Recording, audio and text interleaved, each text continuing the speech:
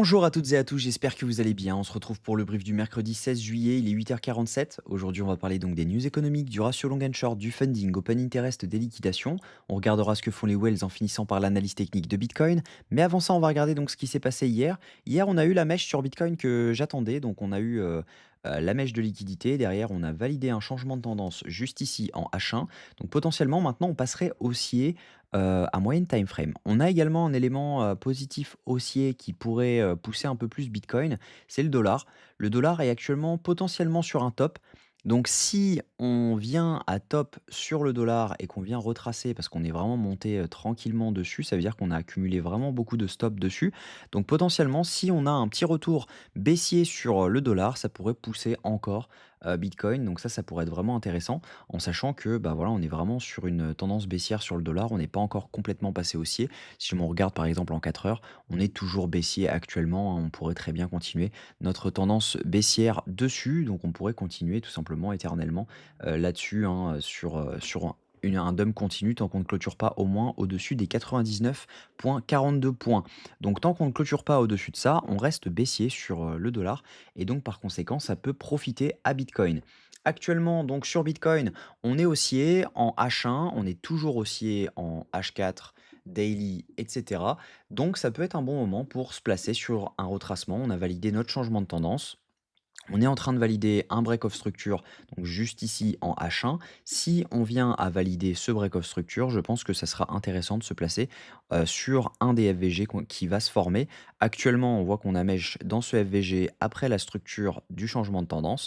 Donc, ça peut être intéressant de se placer ensuite si jamais on avait un retour, par exemple, dans un des FVG qui va se former. Donc, on a un FVG juste ici, et on a un FVG qui va se former juste là. Donc potentiellement, ça peut être intéressant de se placer dans cette zone. Maintenant, on va regarder au niveau data ce qui se passe. Au niveau news économique, hier, on a eu donc l'inflation qui était un peu plus élevée que prévu. Donc si jamais on regarde, elle était à 2,7, on prévoyait 2,6, donc plus élevé que prévu. Donc logiquement, c'est haussier sur le dollar, mais vu que c'était déjà dans le forecast, c'était une news qui était prévue, hein. On s'attendait entre 2,4 et 2,8 sur les forecasts, donc c'était 2,6 de moyenne, mais on pouvait aller jusqu'à 2,8. Donc clairement, c'est une news qui était prévue là-dessus.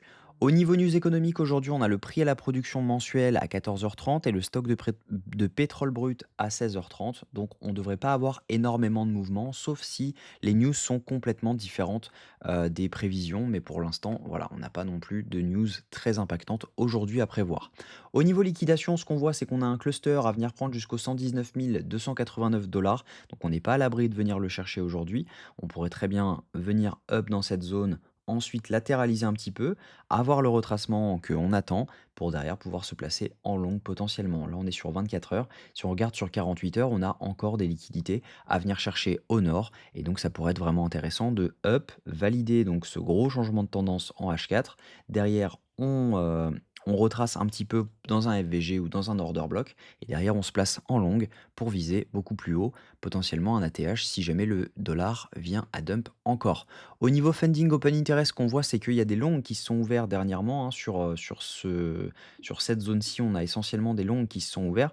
On voit donc une hausse de l'open interest avec une hausse des funding juste ici.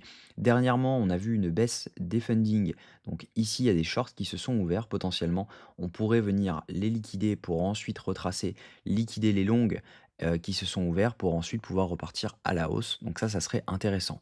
Autrement, au niveau de ce que font les whales vendent majoritairement. On voit qu'il y a quand même eu des achats, donc juste ici, après la formation de ce choche. Donc elles se sont commencées à se placer dans le FVG qui s'est formé.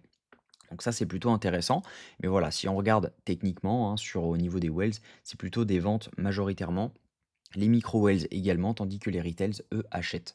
Donc, la chose intéressante qui pourrait se faire, c'est au moins d'avoir un retracement, donc déjà viser les 119 000, que je dise pas de bêtises, hop, les 119 122 dollars, donc qui sont juste ici. Donc ça veut dire que ça représente le FVG qu'on a juste ici. Donc on pourrait très bien venir chercher cette zone-là, derrière avoir un retracement et ensuite pouvoir potentiellement latéraliser pour pouvoir repartir à la hausse. Donc on avait fermé ce FVG juste ici, on a un FVG encore dans les 122 000 dollars, donc ça va être compliqué d'aller beaucoup plus haut techniquement, hein. On voit qu'on a un bel order block à venir chercher dans cette zone-ci autour des 119 900 dollars, donc il va être dur à passer, donc il faudra potentiellement prendre un TP là dans cette zone et voir ensuite ce qui se passe. Si on regarde en M15, on voit que, bah, on avait fil le FVG juste ici, on a notre break of structure ici, on a validé un changement de tendance ici, là on revalide un changement de tendance actuellement.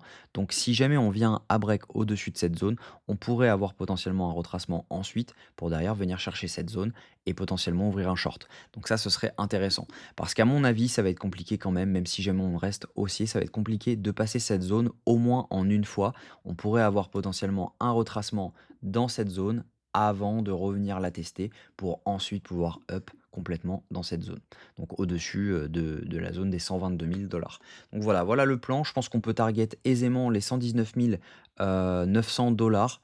Maintenant, est-ce qu'on aura le retracement avant de se placer en long? Ça, c'est la grande question. Mais si jamais il vient à se montrer, en tout cas, je ferai un call directement sur la school. Donc n'hésitez pas à nous rejoindre pour ne rien manquer de ça. On a également fait un live hier sur les actions, pour savoir exactement la stratégie, comment elle fonctionne. Elle fonctionne vraiment très très bien. Moi actuellement je suis à 40% d'évolution sur les 9 derniers jours, donc vraiment intéressant, en sachant qu'il y a eu le week-end, etc. Donc vraiment, vraiment cool. En tout cas, si jamais vous voulez en apprendre plus, n'hésitez pas à nous rejoindre. Je vous souhaite une très bonne journée, on se retrouve demain à la même heure, prenez soin de vous.